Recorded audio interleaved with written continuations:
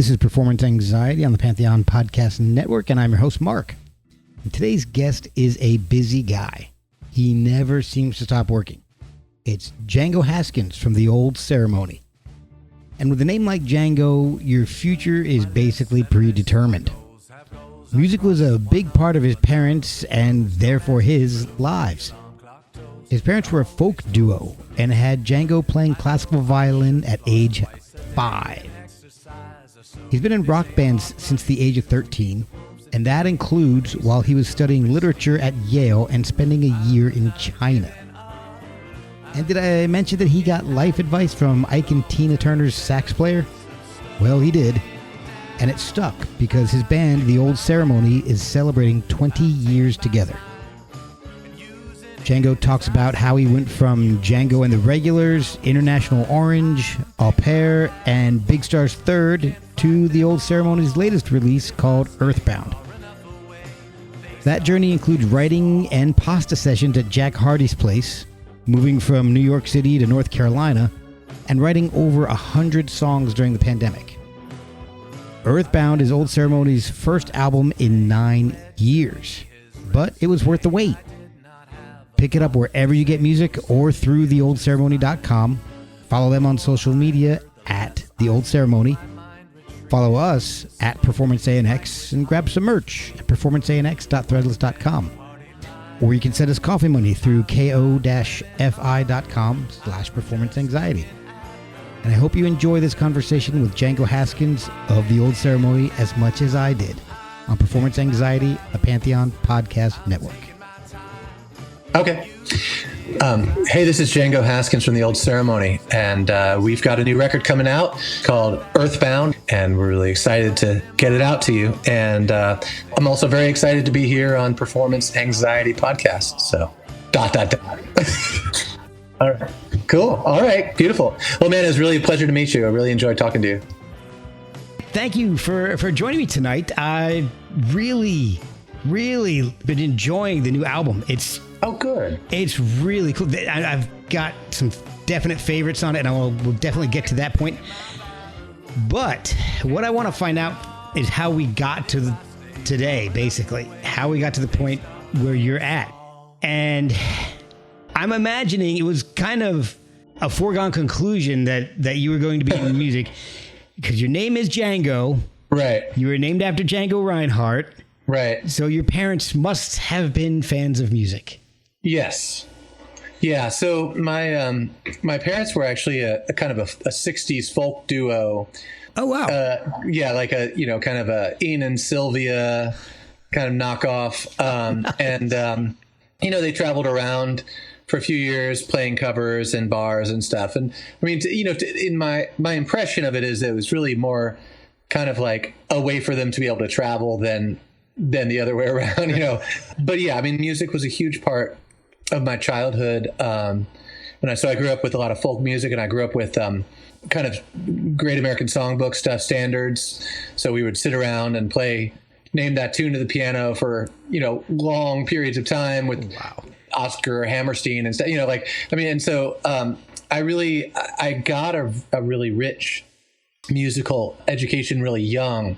And, I think, my name certainly kept that in the forefront. But when I actually started on classical violin when I was 5. I played, and I was, it was typical. Like my parents would kind of force me to practice. They would say, go squeaky squawk for 30 minutes. They would call it, and I would do it in the bathroom because I had the best acoustics. But like really, I don't know. It just wasn't my thing. Exactly. It's not a whole lot of 5-year-olds things. Yeah, exactly. And so I played till I was 13, and I sang my whole life. I was kind of born doing like Fats Waller impressions and stuff. So, my wife calls me the youngest member of the Greatest Generation because of all this like background. But oh man, that's great. But I discovered my dad's guitar at 13, and that was it, man. I mean, I was just off, and they were like, well, if you want to play guitar, you're going to have to find your own lessons and like practice and all this stuff, because they had already seen that I wasn't great at that. And I totally did it, man. Wow. I was like, yes, I will do that. And that was it. So that was, I'm 50. I was 13. So it's been a long time, 37 years. Yeah. It's amazing what you'll do when you find the right thing. Well, that's the thing. I think that's it. Yeah. Yeah. And I'm trying to learn that with my kids. Our kids are 10 and 6, and the 10-year-old had piano lessons. He had drum lessons. Nothing really took.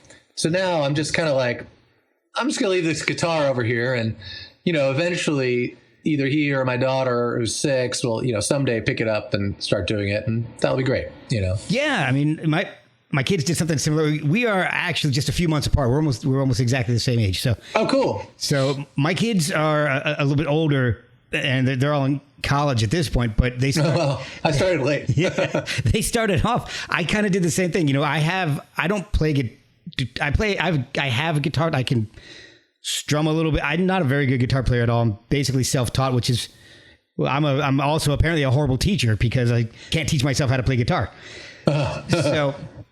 But they were always around. And so the kids would pick them up and play. And when they got into middle school and high school, they went to brass. They wanted to be in the marching band. And right on. So I had a trumpet player, and then I had a tuba player, and then I had a French horn player. Cool. So it was amazing. And then one day out of the blue, I kind of inherited a piano. And so my daughter, my oldest, would play also. And then one day I'm hearing this music being played. I'm like, what the hell is that? And it's my son. I've never seen him at the piano, and he's just literally playing a song. I'm just like, see, it's in there, man. It's in the water, Yeah. Great. That's awesome. I love it. So were you a band geek in high school? Did you go and join the band? I didn't, because I didn't play anything that was, appropriate for the band. I sang in like choruses and things like that. But I've had a rock band of some sort that I was leading since I was 13. Wow. Yeah. And that includes like, a year when I was living in China, I just something I've always done and always had in, the old ceremony, which is my band. We've been together for 20 years, which is, a long time for a band. Yeah. And that's not making a lot of money. So, if you're making a lot of money, you could stick with anything. Oh yeah. But yeah, so that has been the big part of my life. I mean, I've done other musical things, but bands are kind of the thing for me, I think. So that was kind of like the through line for you, because it's not what you went to school for. You went to Yale, right? And studied literature. Yeah, I did. Yeah. I went for literature. But you did have a band at that time too, right? Yeah. I had a band. Yeah, I did. Yeah. And I sang a cappella too, because that was a big thing there. So I learned a lot from that musically, just in terms of like developing your ear. And the other guys were much better musicians than me, mostly. And so, that was great, learning about arranging for voice. And, at this point in my life, I would join a French horn troupe. You know what I mean? Like in fact, 2 years ago, I picked up saxophone. I never played a wind instrument. Hold on one second. I need to turn this off. Yeah. Sorry, I had a dehumidifier because it's very humidified. Where are you looking? I'm in Virginia. I'm Winchester, just like 75 miles due west of DC. Oh, okay, cool. Yeah, so you're probably getting it too. Yeah, that hurricane's coming up. But anyway, yeah. So man, I just got a wild hair. I was like, I think I'm going to learn saxophone. Wow. And I borrowed an alto, and I studied on that for a year. I mean, this was all self-taught, and it sounded horrible. It was just like back to the violin, because like beginning saxophone is almost as bad as beginning violin. And then I, for my 50th birthday, actually, I got a tenor, and oh wow, and it's been a year, and man, I love it so much. Really, like if anyone even mentions the saxophone by mistake, I get so excited that I want to talk about it, because every single morning I drop off my kids at school and I come back into practice before I do everything else. And it's just like it's my thing. It's like my meditation, and I love it. Oh, that is awesome. I just had a saxophonist on last week. So really? Oh, wow. Yeah. Chris Green. Cool. Very cool. So, hey, if you want to talk saxophone, maybe we'll do another podcast after this. We'll get him on, and we can just talk saxophones. It's Saxy Talk. Yeah. You know what? Hey, that's a whole podcast. It is. That's an actual name of a podcast. We'll be right back after a word from our sponsors. All right, so you're originally from Gainesville, right? That's right. Gainesville, Florida. Yeah. Okay. So then you moved to New Haven for Yale. Yeah. And then Hangzhou, China. Yeah, Hangzhou. Yeah, I went to China for a year. So what happened is I kind of discovered I love languages. It's kind of like one of my like hobbies. Okay. And I studied Mandarin just my very last year in college because I kind of discovered I came to it late, and I loved it, man. I loved it. I was so into it, Really? but I didn't want to like stop playing music long enough to get a graduate degree or anything. And so I just decided the quickest way to learn it once I graduated was just to go live there for a year and really learn it and have an adventure. And then I'll come back and, play music full time again. So that's what I did. Yeah. Just immersion. Yeah. Yeah, Wow. Exactly.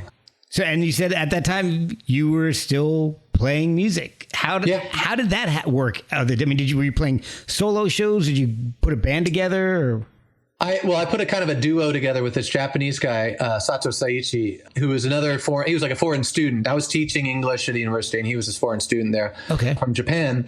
And, yeah, and he had like one of those like Steve Vai guitars with like the monkey grip, yes, and which was totally not at all my vibe. But like it was great, man. And we just like played, and I taught him. I was writing songs, and I would like teach him ones that I had written. And he was great. It was really fun, and we'd play at the expat bar, so it would just be people from everywhere. Oh, okay. And occasionally we'd play for just kind of general audience, and that didn't go as well. I was going to ask about that. Among other things, like the hit, this was 1995, 96. The biggest hit at that time for college students in China was the original Moon River. That was what college kids were singing in China. Oh, wow. And the Carpenters' Yesterday Once More. Those were the two big hits. Oh, my God. So it's just like kind of a different thing, man. Wow. Yeah, Elvis Costello was a little too, edgy. So forget Alice in Chains. Jeez. Yeah. No. Oh my gosh. You had planned to just stay for a year, or did something be okay?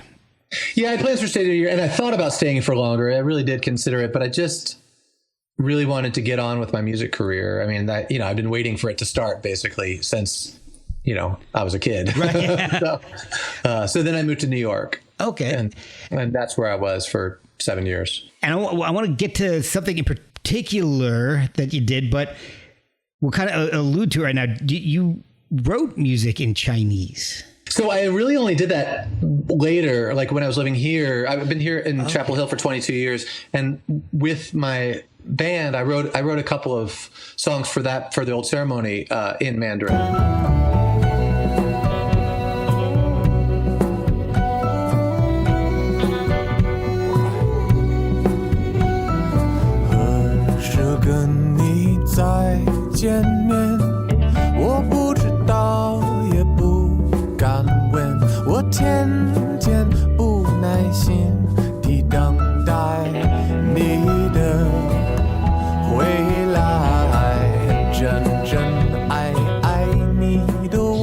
So that was kind of later in China. No. Okay. So yeah, I did try to kind of use it a little bit for that. And are you still thinking? I mean, is music your primary focus? Because you just graduated from Yale with studying literature. So right. Was that? Well, that's not it. But there's nothing you can do with that really, except for get another degree. Yeah. So yeah. So ironically, music was the more likely career. But yeah, man. I mean, I think I always knew. I think the idea of college for me was for the experience and to see if there was something else that I liked as much. And Chinese literature and language almost did it, but not enough to make me stop playing music. So, that was kind of it. I had a family friend, a friend of my dad's who he used to play with, a guy named Charlie, who was a sax player, actually, as it happens. Oh. And he played sax for Ike and Tina Turner in the 70s. Oh, wow. And so he was kind of like the representative of my family's kind of extended circle of like a professional musician who kind of made it, as it were. And he sat me down in high school or senior year, and he was like, Django, if you can look yourself in the eye and say there's anything that you would be as happy doing as music. I'm not happier, but as happy, then you owe it to yourself to do that. Because it's just a really hard life. It's a hard choice, you know. And I always kept that in mind. So in college, you know, I was looking for the thing that I liked as much. Yeah. And there were a lot of things that were interesting to me, but none that I felt so at home in as music. You know, I really feel like myself. Oh, okay. So it was natural for you. Yeah, I mean, it's always been there. Yeah, always. Yeah. So you go back to New York. Is the focus to put a band together or to work on solo material? I mean, both. I did end up putting a band together pretty quickly and met a lot of, and, you know, it's honestly, as it turned out, really the thing I really did was I learned a lot about songwriting because I was in a community. I found a community of songwriters who were in a similar place to me. They were starting at open mics and at the very bottom of everything. And, you know, we kind of suffered through it together but also there was this kind of healthy competition of like, you want to bring in a really good song for the next one. And so, you know, that was kind of college for songwriting for me, you know, the time there. So it was like I believe I heard this. It was like a weekly meeting with an established. Well, okay, so that's a more recent thing too. But it was actually okay. So at some point in my New York years, I was invited to come to a songwriting meeting in the Village. Okay, a guy named Jack Hardy, who was like an old school like Gertie's Folk City folk guy. Right. And he hosted this, and he hosted it for, I don't know, decades, I think. Suzanne Vega used to go, and it was just like this whole kind of scene in his little tiny, you know, tenement apartment. Yeah. And he would cook a big pot of pasta, and everyone would eat it, and then we'd sit down every Tuesday night, and everyone would have to have a song. And you'd play your song, and if you took too long kind of introducing it, he would just say, "Shut up and play your song," you know. And so it was really like kind of, again, like kind of a, you know, Mr. Miyagi kind of situation. And so I did that for a little bit. That wasn't like a huge part of my time. But then during the pandemic, a bunch of kind of alums of that group, most were more involved with it at the time than I was, put together a weekly Zoom meeting. Oh, cool. Okay. And they were all over the place, people in California and people in New York and people here and me and, you know, people all over the place, Austin. And we would meet every Monday night, and everyone had to have a song. And it was exactly the same format. Okay. And you get feedback, and then you had 5 minutes. You know, that's it. You had to have pasta. Yeah, and then we all had pasta on Zoom. Right. But yeah, so that I did that during the pandemic, and that was actually like a huge saving grace for me because I wrote a song a week for like 115 weeks. So I wrote 115 songs, and a lot of them aren't any good. But just doing that. You imagine, like, you kind of clear out a bunch of really bad ideas and some okay ideas kind of get chewed back up into the machine and composted, and then you come out with some better ones. And so I came out with a lot of songs that I really like, you know, our new record, the Old Ceremonies new record, Earthbound, is completely from that period. That's amazing. And as is my last solo, I put out a solo record called Lost World, which is all piano songs from that, you know, because if you're writing a song a week, you got to try everything you can try to come up with something. So I do piano. There was one time I wrote a couple on drums, you know, I'll just play the drums and sing, you know, I would start a little, like a drone on guitar and like loop it and then like go over and sing and play the drums, just anything. Because, you know, if you do it, it's kind of like the Beatles in a hamburger or something, not like I'm the Beatles, but that same effect of like, dude, you got to fill a lot of time. Yeah. And so you just do everything. It's not like I'm waiting for this great thing. You just do, you know, you do like old standards and you do like rock and roll and you do anything you can come up with because you wear a toilet seat on your head, you know. So I mean, so it's like that, you know, you got to have a song a week. You just do everything. You don't do like just this one thing, or I didn't. First of all, I'd be bored. But second of all, like, what are you going to fucking do? Like, are you going to write about your life 115 weeks in a row? While you're in quarantine? In quarantine? Yeah. Right. Right. Wow. Sweatpants. Right. Yeah. You know, like, what are you going to, you know? So anyway. I went it up another size today. Yeah, right. That's right. All right. So one of the questions I had was because I went back and tried to listen to as much of your discography as I could. And something hit me. Bless you. I enjoyed it. So one of the things that hit me, and after hearing about this meeting that you would go to where they would make pasta and everybody had to write a song, I don't know if I'm hearing the lyrics correctly or not, and so I don't know if this has anything to do with the meeting, but it sounds like on the song Geronimo, you're saying that your love for pasta dwindles by the moment. Yeah. I was wondering that's on my first record. I was wondering if that had anything to do with you having to eat pasta every week at Jack's house. Well, I didn't go to that meeting enough for that to be the reason. It was just because that's all I knew how to cook, and so just being like a struggling musician, that was just it, Okay. So you can't blame that on Jack.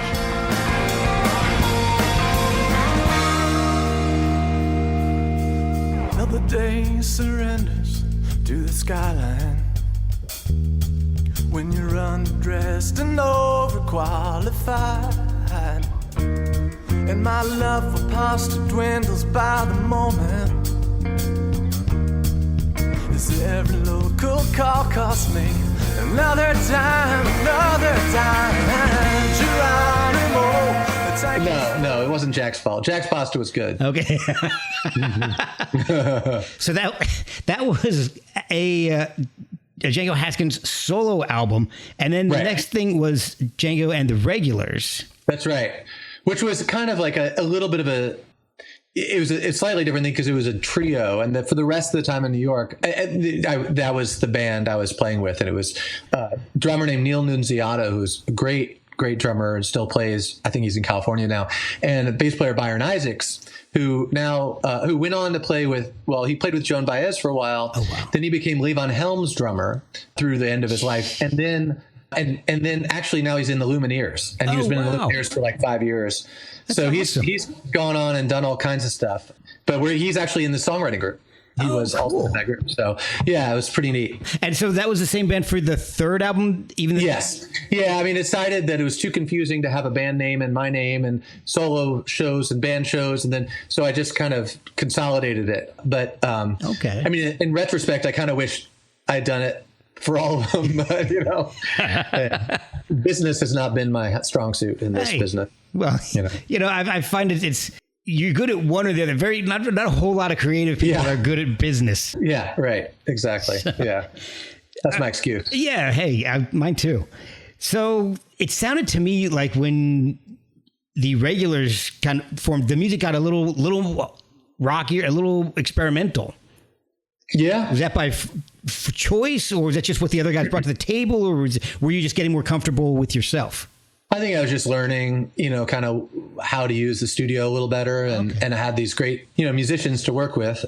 But yeah, I think I'm kind of a restless musician or songwriter in that, I can't write a Joshua Tree album. I mean, not just about quality, but just about like the kind of same vibe through the whole thing. I can't do it. I just, it's like meditating. It's just too hard. I'm with you there. But I love it. I mean, I love listening to certain albums that just take you to a place and you just, Pink Moon or something. Yeah. But that's just not, I'm a child of the White Album, Oh gosh. So it's just one song's country, the next is heavy metal, and the next one's folk, and the next one's jazzy. That's for me, man. The next one has Yoko Ono on it. So we skip that one. Yeah. That'd be awesome. So is that around the time that you moved to North Carolina with that third album, or after that third album? Yeah. Right around the time I made the third record, I moved to North Carolina. Okay. In 2002. Okay. So 2002, then 2003 seemed like it was a pretty busy year for you because Over Easy Smoke Machine. Band. Yeah, Over Easy Smoke Machine came out, and then International Orange. Right. Which isn't on streaming. It's weird. I don't know why. I found a bunch of it on YouTube demos. Yeah. And the demos were from the lost second record that we didn't make. Oh, okay, man. Some of that stuff is so good, and that's got Robert Sledge, who, if Ben Folds is to be believed, throws a very good party. Sleep until Prince Charming comes and I fought 1,000 men to kiss you on the cheek and wake you up. You weren't really waiting, and then I let myself in.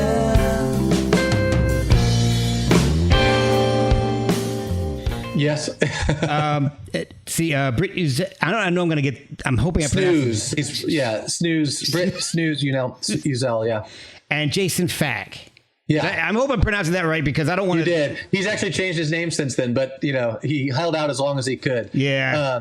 Jason Errol, he goes by now. But okay. But yeah, it was a great band, man. I was so lucky because those guys could sing. How did you meet those guys? Let them all come together. I just dumb luck. I think I played a show with Snooze, a solo show in Charlotte, and then he and Robert were putting something together, and they called me, and it was just the chemistry musically was there, and I still I'm friends with those guys, and they're awesome. Oh, the music was so good. Was that something that you guys worked together? Did everybody bring in their own stuff? Everyone brought in their own songs, but the arrangements, that was the real strength of that band. Everyone was so good at their instrument, and everyone was. I mean, Snooze and Robert were just great harmony singers as well as lead singers, and it was a real joy. I don't think I'd ever been in a band. I had never been in a band with three singers who could all hold their own as lead singers, but also just like really rip vocals. And oh, cool. It was a great experience in that way. And we toured a lot right away because I didn't have anything else to do. And Robert was used to it. Yeah, Robert was like, "Yeah, this is normal. You call this a tour? This is life." Yeah. So that was a cool experience. I love some of these songs, like Ex Best Friend, a lot. Prince Charming, Afraid of Love on those demos was. I think that's one of my favorites. They think they're living, but they only just survive 'cause they're afraid of love. Now foreign wars and blood and gore don't faze them, though they have grown accustomed to the sight. The tender words and open hearts. But that's one of my oldies. Yeah. Oh, cool. And so you mentioned everybody seemed to bring their own thing, and it sounds to me like Get Down With Your Bad Self, which I liked a lot. That definitely sounds like a Rubber Sledge song. That's a Sledge tune. Prince Charming was a Sledge tune that I think he had actually kind of somewhat written with Ben way back. Oh, wow. Afraid of Love. Yeah, that was mine. Hand to Mouth. We recorded Hand to Mouth, which was from my first record. Yeah. We did a version of that, which I really liked. So between your stuff with the Regulars and International Orange, I mean, you said you toured a lot with International Orange. Did you play out a lot when it was just you solo, or you with the Regulars? Yeah, I did. I did a lot of touring solo when I was living in New York, just because it was much cheaper and easier to handle. The Regulars played a lot in New York and, other cities nearby, but we only did a little bit of touring down. We actually toured down here. Actually, we came and did some shows down here. But yeah, most of my touring was solo. And so, that's a big part of my, I still play. So I have a solo show on Sunday at a festival here. Oh, cool. Because it's just a different thing. It's a totally different animal than playing with the band. I love playing with the old ceremony. It's just you can't go wrong, because even if everything else is total shite in the situation, you've still got your friends and you're going to play together, and that's great. Yeah. When it's solo and everything goes to hell, it's just actually hell. Yeah. There's nowhere to hide. Yeah. We'll be right back after a word from our sponsors. The Old Ceremony started in 2004. Did it start while you were in International Orange? I started it kind of thinking it was a side project, but then it just kind of became my main project. Yeah. How did that start? Who was involved in it, and how did you get everybody involved? I had I think the thing, the International Orange Band was a super power poppy band, right? And it was like everything just like bam, like right out front, and it was great at that. And but I had, all the way back, had a lot of interest in a lot of different kinds of music and different sounds and different kinds of vibes that we were never going to do in International Orange. And I really love kind of cinematic, kind of dark, moody music. And Tom Waits and Leonard Cohen, and I love Randy Newman, and all these kinds of Serge Gainsbourg and Astor Piazzolla, and I wanted to bring some of those things and create something that I hadn't done that I loved, and so it kind of, I wasn't being practical in any way. So I just invited tons of people. And in fact, like my friend Tom Maxwell, who was he was a great songwriter and singer. He was in the Squirrel Nut Zippers. Okay. He wrote their Hell, their big hit, and sang it. He called me up and was like, "Hey man, I hear you're putting a band together. You need a vibraphone player." So I gave my friend Mark your number, and and then I talked to Mark the next day, and he was in the band. Wow. And we got two violinists, Gabe Pelly, who's also still in the band, and another guy named Daniel Hart, who is now an incredible. He was always incredible, but now he's this amazing film composer in LA, and he did like the Green Knight and the remake of oh gosh, I can't remember. He does all kinds of amazing things. It's like he just kind of reappears every year or so and goes, "Oh, I was working on this thing," and it's amazing. Pete's Dragon. He did like the Pete's Dragon one that was you may have watched with your kids. Yeah, I cried.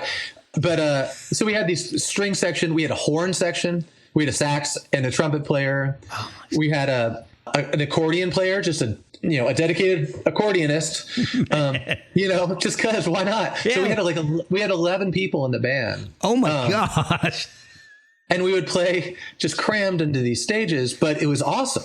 It had such a vibe, and paid a lot of attention to vibe and a lot of attention to what, we would wear suits and like bring our own lights and just like kind of create a scene kind of that wasn't there before. And that is why that became my main band, because it just really took off into its own thing, because it was just, I guess because it was kind of different. Yeah. And the band, once we started trying to tour, 11 pieces wasn't going to cut it. So we kind of, we would save the horn section for, big shows but we would tour with 7 of us. Still a lot. Yeah. For a number of years, maybe, I don't know, 4 or 5 years. Wow. And then we went down to 5, and that's where we've been for like 15 years, Okay. And with the same, we had the same, our bass player moved away at some point, moved to New York, and then he moved to Paris. That's where he is now. Oh, wow. So the bass player, Shane, our bass player, has been with us for 9 years. And we had the same drummer, Dan Hall, who's a wonderful and really close friend still, but he was working on some other projects that were kind of making him unavailable. So we ended up having to bring in a new drummer a couple of years ago, Nate Stolfa. And but until that, like the first 18 years, myself, Mark Simonson on vibes and organ, Gabe Pelly on violin and guitar, and Dan Hall on drums. The 4 of us were in the band the entire time. Wow. So, and now, even the newer guy, the bass player has been with us for 9 years, The new guy's been here a decade. So, Yeah. So anyway, he's getting the hang of it. The evolution of it. So how did you come up with the name, The Old Ceremony? That has to be something behind that, a name like that. I lifted it from a Leonard Cohen album, New Skin for the Old Ceremony. Okay. Which the thing that I thought was intriguing about that was, I didn't know if it was about, a bris or like, like sex. Like it kind of could be a lot of different things. And the mystery of it was really appealing to me, because I was like, I was really looking for kind of a unifying, I don't know, just kind of a context to put some of this stuff in. Okay. And so that, that's why we picked that. Well, the name matches the sound of the band. Good. Great. Which I like. Nothing weirder than having a band in it's a total misrepresentation. Yeah. Right. The writing is wonderful. I mean, songs like Pennsylvania, I love. Blows over. You can take me out again,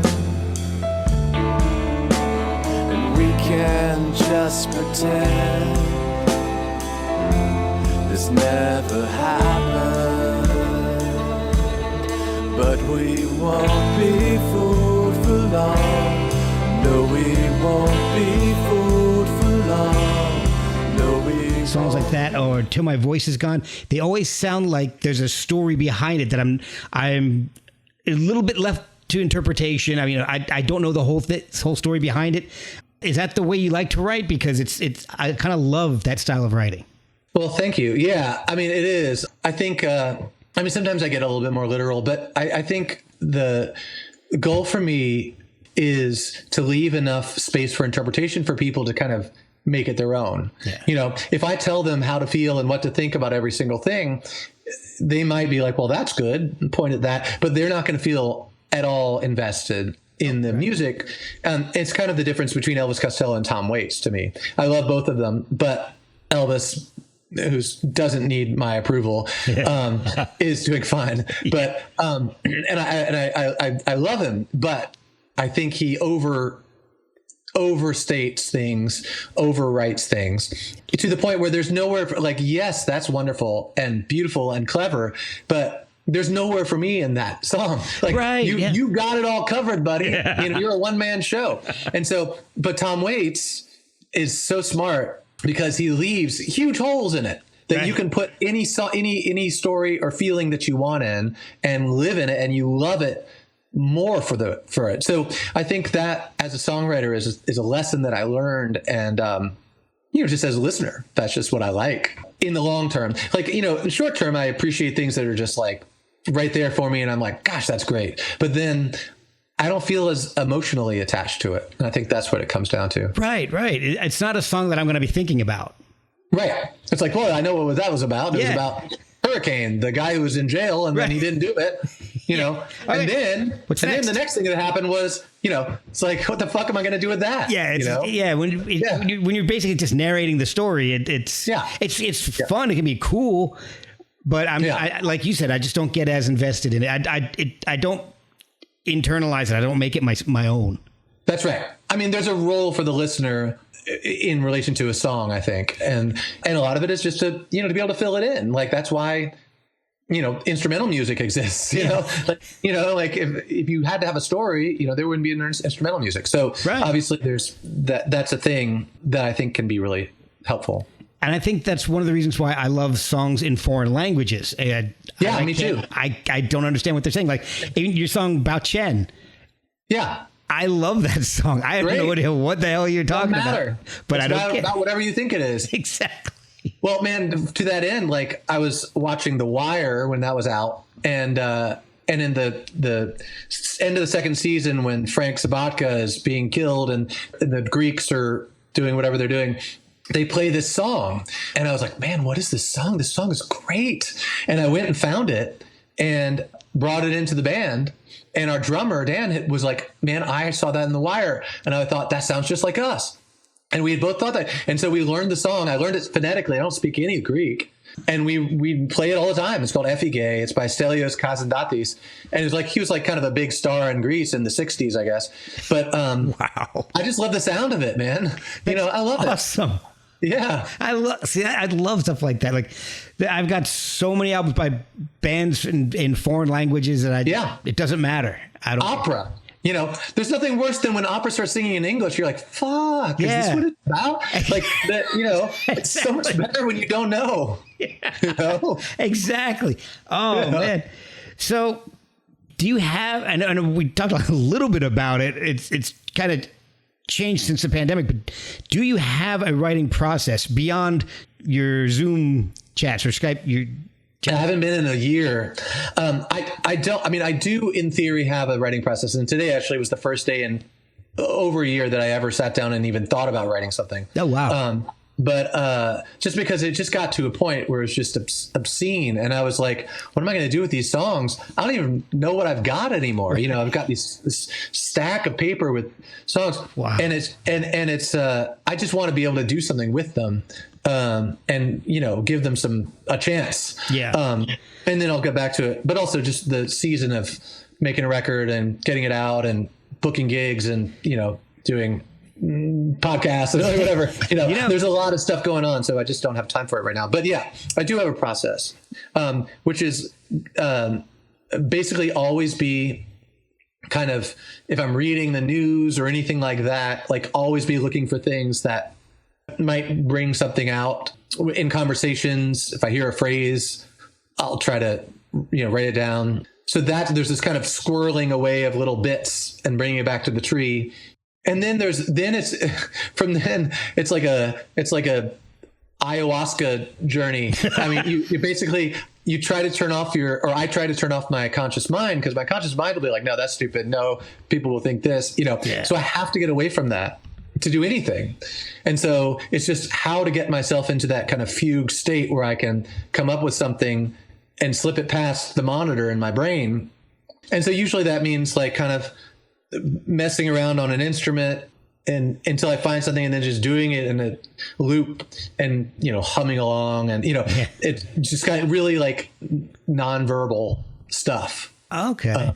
I kind of liken it to like, coming into a room when you've been out in the light and you come into a dark room. And at first you can't see anything. And then, you kind of make out the outlines of shapes. You're like, there's a block over there and there's a block over here. And as your eyes adjust, you start making out like what they are. And that's how lyrics kind of work for me. Cool. I kind of find where they go in blocks, and then the shapes start becoming more clear. And then maybe I'll see a word come out, and that's usually how it works until it gets brighter. Oh, cool.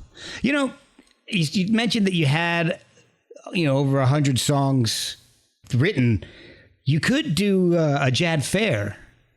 Yeah, and right. It was at 2021. He came out with like 100 albums or something, or 6. Yeah, right. And who else did that? Someone else. The guy who's the like kind of slacker guy from LA, Salad Days, Mac DeMarco.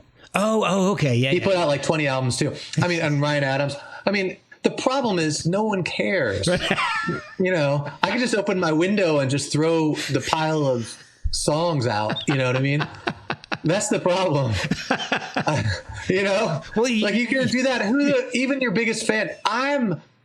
If Paul Simon, who I love, put out 20 albums tomorrow, I would not listen to them. And I've spent my whole life listening to him. But it's just too much. I don't have time for that. It's a bit overkill. Yeah. So it's just like, I think you owe it to your, potential audience to just like edit some, and having a lot, it's good. I mean, hopefully what it means is that you can pick good ones. Right.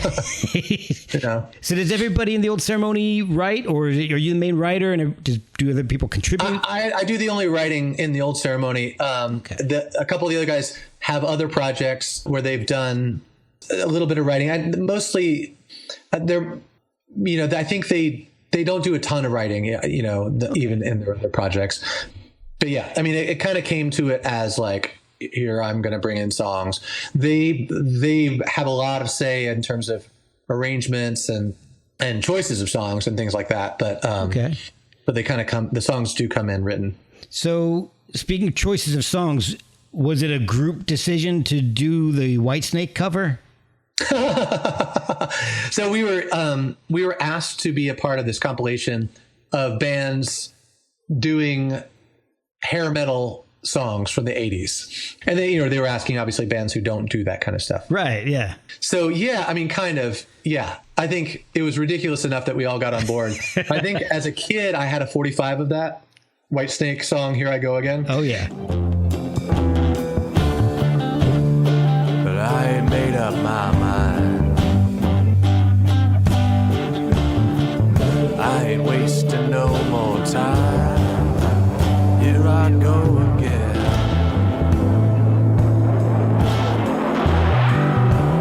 Here I go again. Here I go.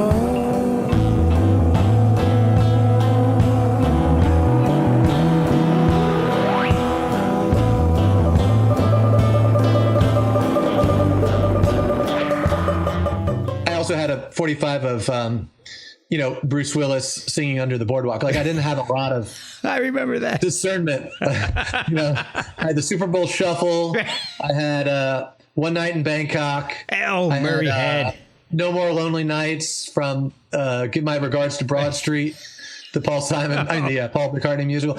I had, like Toto, I'll Be Over You, like just random. random. Like I was in, the mall in 1984 and I had $3 right, and I had to get something real quick because my mom wanted to leave. So I grabbed the White Snake 45, because I thought it wouldn't be embarrassing. Right. But the funny thing was, like, music's funny, man. If it gets in there early enough, you're attached to it. Terrible stuff. Oh, yeah. I mean, no matter what. And so it was in there. So I was just like, what about this, guys? And they're like, oh, okay, that's terrible. I mean, the fact that it was supposed to be terrible was good. Right. And then we turned it into this kind of, Leonard Cohen with a dub band. Yeah. It's so weird. Yeah, it's really weird. I'm definitely adding a clip of that into this because it's just. Did you hear the heavy metal banjo solo that I played? Yes. It's just a banjo that's lying around in the studio. I just did that on. Yeah. Wow. Yeah. Oh my gosh. I really didn't know what to expect when I saw that. I knew it wasn't going to be Whitesnake sounding. Right. Like, all right. These guys do a lot of different things. What is this going to be like? And as soon as I clicked on it, I'm like, oh, this is. And then all of a sudden, like you said, it becomes this dub beat. And I'm just like, yeah. Where did that come from? That is amazing. Yeah. I mean, that's those guys, man. Like, they are all so well versed in different kinds of music that it's really easy for us to do stuff like that because everybody kind of, we would, like, in the van, we would listen to Fela Kuti more than anything else, Oh, like, wow. So it's just like, it was always different stuff. Jazz, we did a lot of jazz kind of stuff. So that's really one of the great things about this band is our shared weird, eclectic vocabulary. So the band was active up until about 2015 or so. And then did you guys just go on hiatus? I mean, did you have other projects? Or Not officially. And we were still playing, okay. But we just didn't make a record for a while. But yeah, we were still playing. I mean, the band never like went on hold officially. But, around that time is when I had a kid and a couple of the other guys have kids as well. So, and they're all pretty young. Actually, mine is the oldest. So yeah, that's really what happened, honestly. Okay. So we just kind of stopped touring. So you stopped, but you also would do solo albums, and you joined the Big Star's Third. Yeah, that happened, I guess, in 2010. So it's been a while. But yeah, the Big Star's Third thing I got involved with, which is a tribute to the band Big Star, which I was a big fan of. And it's with the drummer from Big Star, who's the only surviving member. Yeah. And Mike Mills from REM. And Chris Stamey put it together, who is this, amazing producer and songwriter friend of ours. So yeah, that's been an incredible experience That's amazing. I've had a couple members on, Ken Stringfellow and Robin Hitchcock were on. And so I started to get more familiar with it through researching for those guys. And it's cool. Amazing. Amazing. I mean, there's a song like I'm a song singing with Jeff Tweedy on like Spotify. Dreams and wishes like shooting stars coming up brushes. I want to white out. I want to white out. I want to feel you deep inside. I want to feel you deep inside. I want to feel you. Yeah. Kiss of me, laser, wild out. It's just crazy. Yeah. Like, and that's actually how my other side project Au Pair came about, the one with Gary Loris from the Jayhawks. Yeah. We met doing the Big Star show and just got to be friends. And then we had a really great writing chemistry, which is super unusual for me to find someone who I can write with, but we wrote together really well. And so that was how that came about.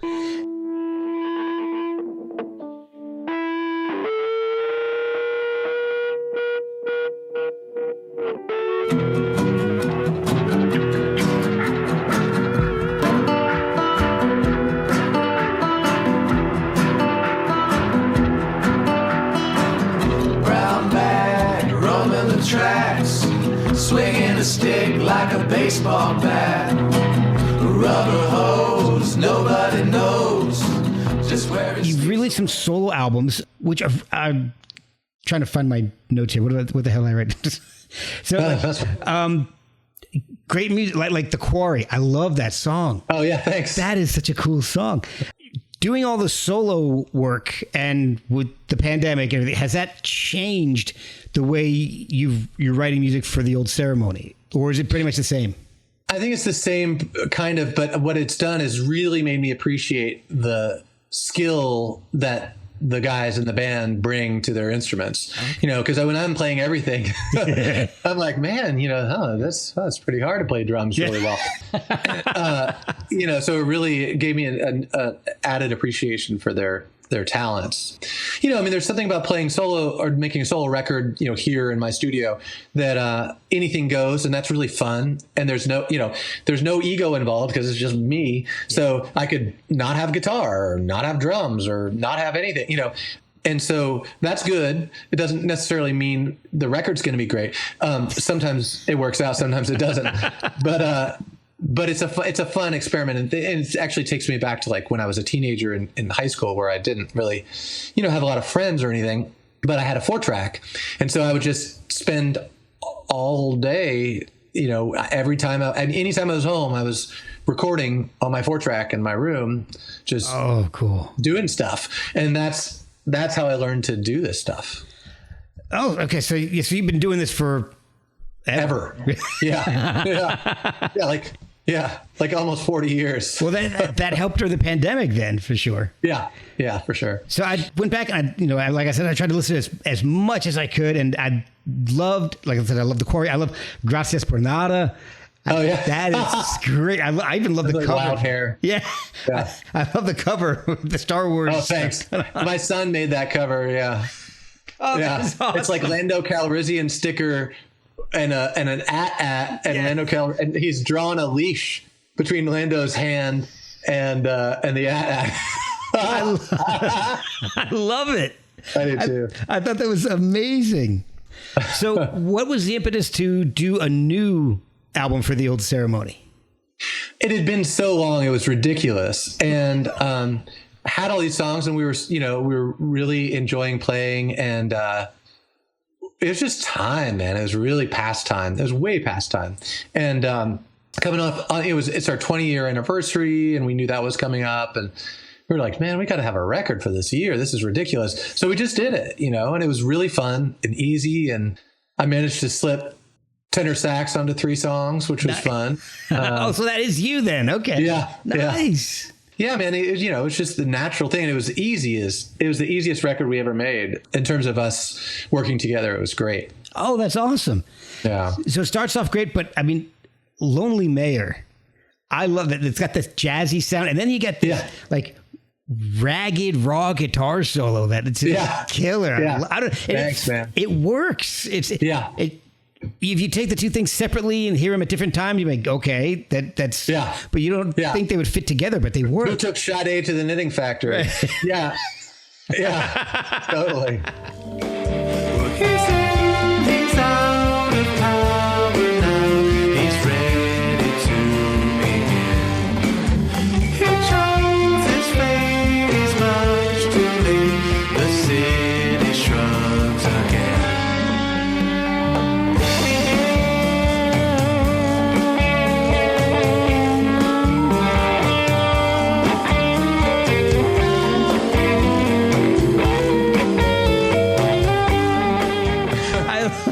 And then you've got North American Grain, which to me, so you may like this reference, you may not, but I'm trying to figure out how to describe something because I will add, clips of the songs to the show. But North American Grain to me sounds like if Pearl Jam wrote a song for Mark Knopfler.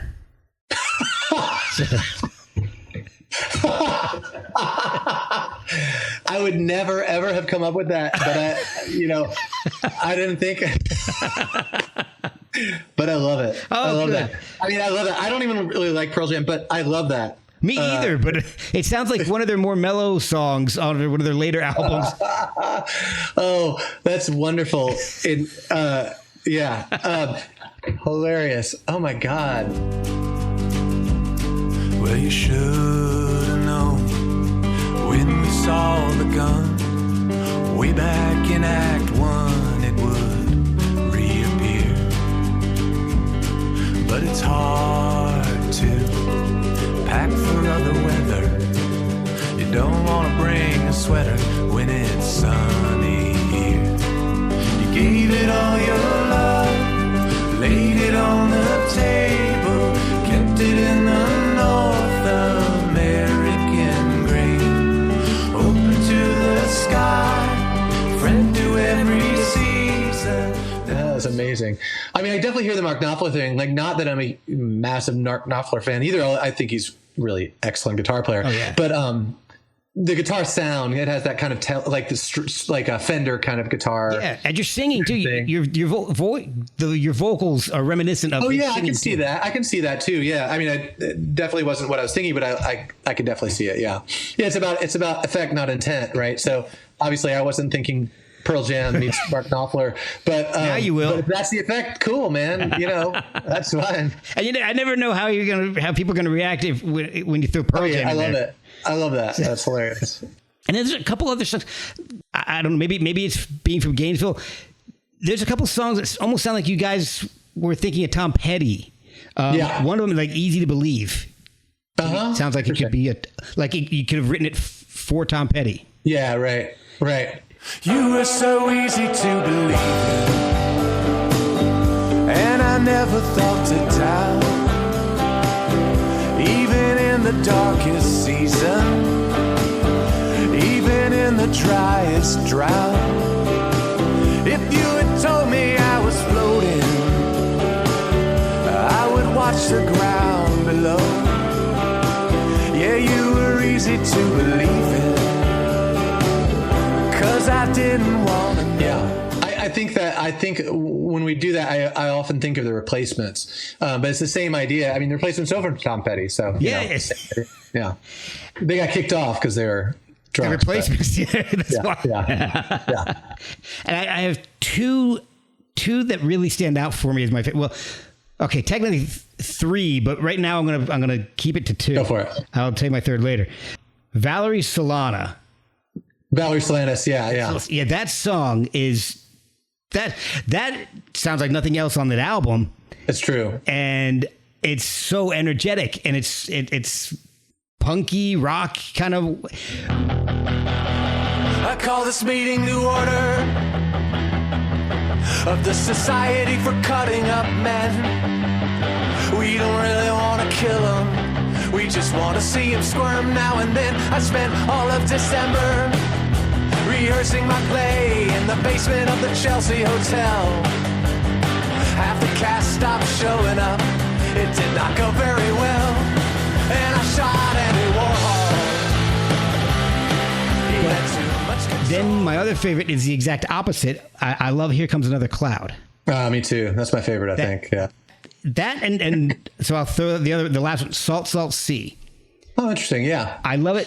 "Here Comes Another Cloud" and "Salt Salt Sea." The slide guitar on that is that has just such a George Harrison sensibility to it. Oh, good. Well, yeah, I come by that honestly.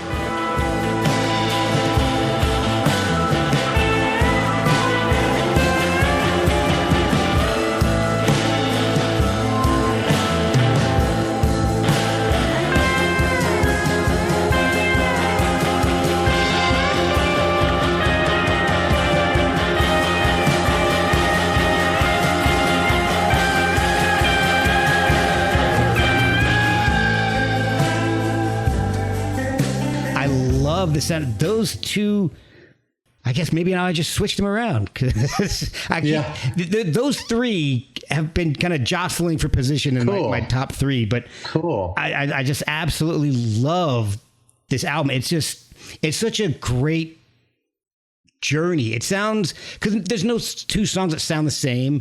You're saying that can work, but that's not how you write, and it's evident in this because it's a journey, and it keeps me attentive to the album. Well, yeah, right. Yeah, it doesn't work. You can't cook to it. No. You know? Yeah. Which is a good thing.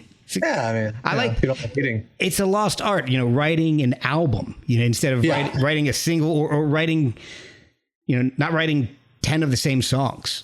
Right. So. Right. Well, it's the only way I know how to do it, for better or worse. I'm really glad you picked those. That's interesting.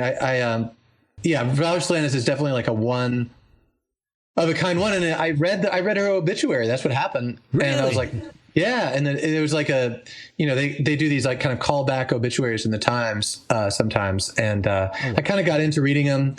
I wrote like 3 or 4 songs actually from obituaries in the Times. Oh, wow. There's one on Lost World called Man and Sea about Charles Lindbergh's son who had just died. And there's King of Hearts also on that record is from an obituary. Wow. But it's just like it's a short story about someone's life. So like, what's not to like about an obituary as a source, Yeah, hey.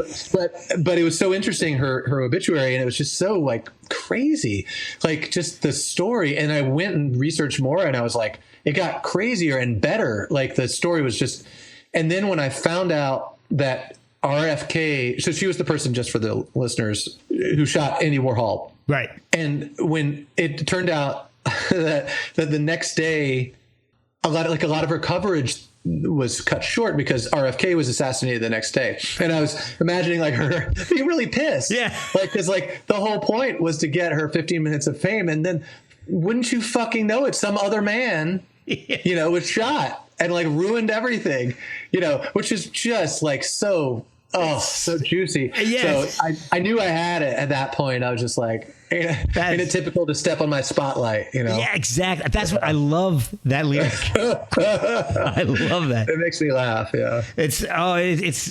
I didn't know anything about that, to be honest with you. I didn't either. Until I never saw that movie that they made about it. I didn't know anything about it at all. Yeah. So it's educational as well. That's right. That's right. I love it. Well, are you guys planning on supporting this with tours? We're playing some shows. We could call them tours. We're playing in DC. We used to play like Iota a lot, which is closed now, unfortunately. And we play Jam and Java and other places. But this is this really great house concert in Northwest DC called the Deej. And then we're playing in New York. And then we come back, we play Charlotte, and we'll play Raleigh, and then we have a big show here in Chapel Hill at the Cat's Cradle, which is kind of our big venue, which is going to be our 20-year anniversary and record release, and we're going to have a bunch of old alums come back and play cello and keyboards and other stuff that they used to do. So it'll be fun. That is awesome. So it's a lot more activity than we've had out on the road in a while. So I'm a huge fan of the music. And congratulations on 20 years in a band. Thanks. That's quite an accomplishment, man. Yeah, it's a long time. Where can people find the album and follow the band for, show information?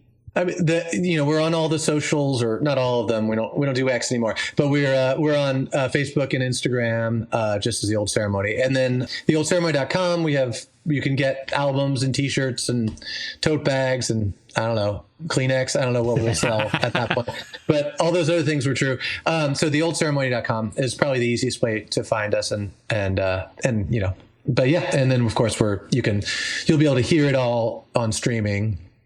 Unlike International Orange, for some reason. That's right. But that's on YouTube, so you can check it out on YouTube. That's right. Well, man, thank you so much for spending your evening with me and my pleasure. Thank you. Sharing the music. It's you've got a new fan in me, so I thank you. Thank you, man. Thank you very much.